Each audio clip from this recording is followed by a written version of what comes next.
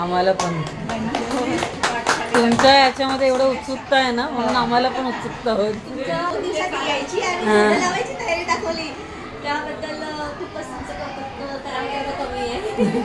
आम्हाला 1 तारखेला सुरुवात करायचं होतं.